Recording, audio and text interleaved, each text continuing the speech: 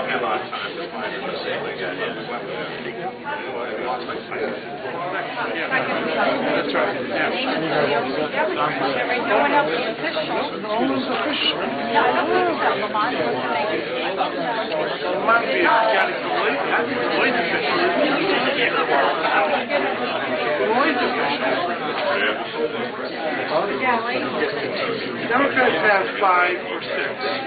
We now have 2, but maybe 2 or 3 more coming. only one official. Here.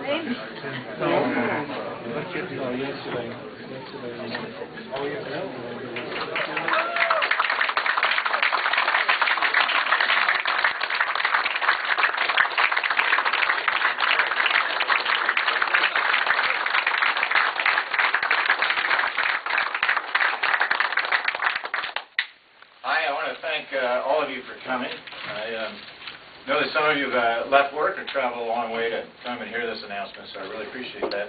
Before I get started, I'd like to introduce my wife, Leslie. A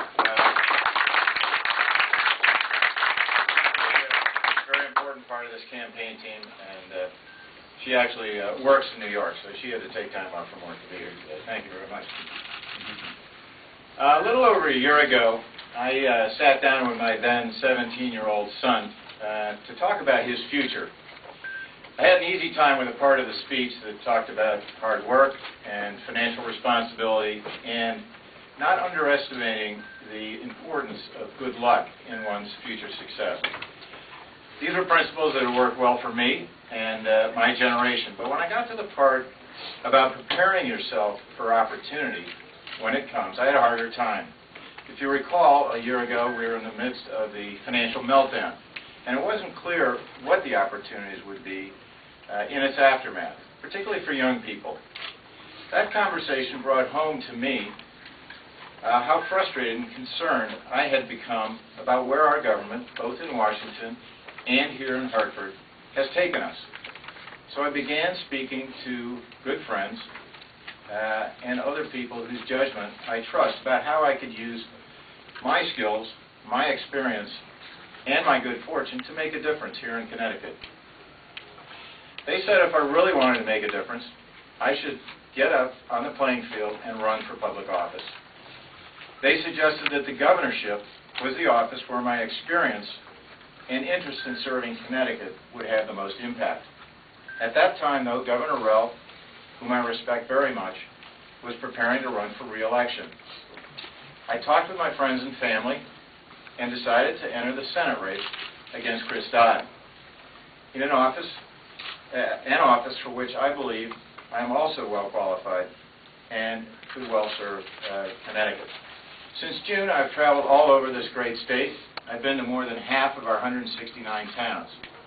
I have now heard the concerns and in many cases fears of thousands of our citizens. Their message is clear. They are afraid of what will happen to them and their families in this economic crisis.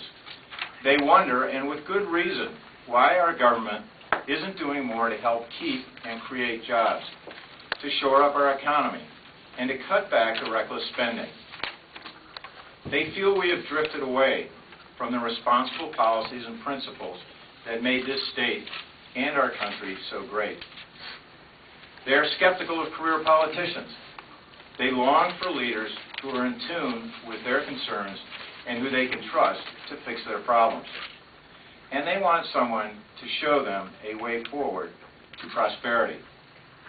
3 weeks ago, to the surprise of many of us, Governor Rell announced that she would not seek re-election.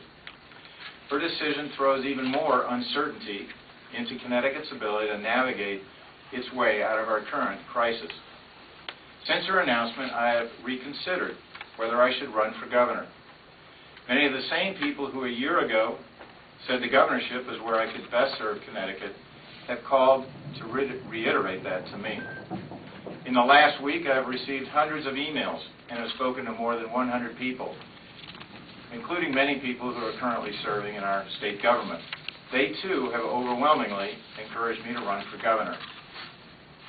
They believe that Connecticut's next governor must be an experienced executive, ready to take immediate action to solve the state's problems and improve our quality of life. They believe that my 25 years of experience as a business owner and executive, meeting payrolls, turning around businesses, and creating jobs is an ideal background for our next governor. They believe our next governor should be someone who can lead our legislators to better policies and more responsible handling of our state's resources and our citizens' futures. They believe our next governor should be someone who is new to Hartford, someone who will bring new ideas, new energy, and a new approach to managing our state, and someone who will come with no strings attached, accountable only to the voters. I feel I can be that governor, and I want to be that governor. So I am announcing today that I'm a candidate for governor of this great state.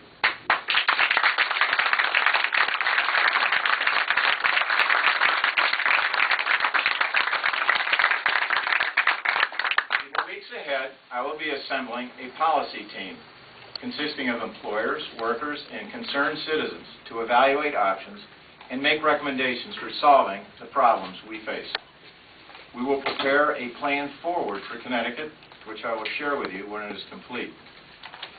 I look forward to campaigning with my growing group of supporters to convince voters that I am the right person to lead Connecticut into the future. And if I am successful convincing those voters, I look forward, with the help and support of all the citizens of Connecticut, to taking on the challenge of fixing our state's problems at a critical time in its history. Thank you very much for being here.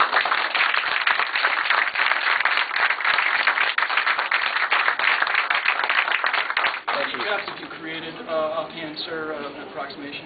Well, Jobs is going to be the big issue in this the country. company I created started in 1985, employed about 6,000 people at one time. We didn't create all those jobs, but we were supporting quite a few jobs. How many jobs are there now? Well, some of those the companies I don't own anymore, so they wouldn't be included. But that is the 6,000. How would you describe your experience in your job that President Bush gave you in Baghdad? It was very difficult. I was very proud to be able to serve for 7 months in Iraq. It was obviously risky. I had to wear a bulletproof vest. We were being shelled regularly.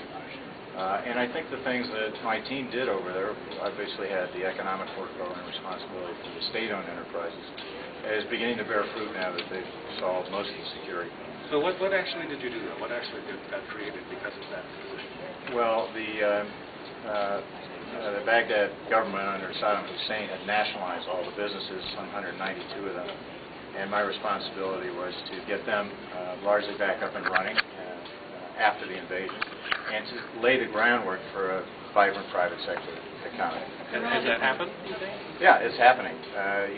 With the security problems, there's certain limitation on your ability to bring in the capital from overseas and other things that are required, but I believe it's happening now with the security problems are abating. Aren't there a lot of people who think that privatization led I'm going to to take one more question. Well, let me ask you this, Tom. The Senate fight's gotten very, very bitter, and on the Republican side, do you foresee the same kind of thing happening in the race for the nomination for governor?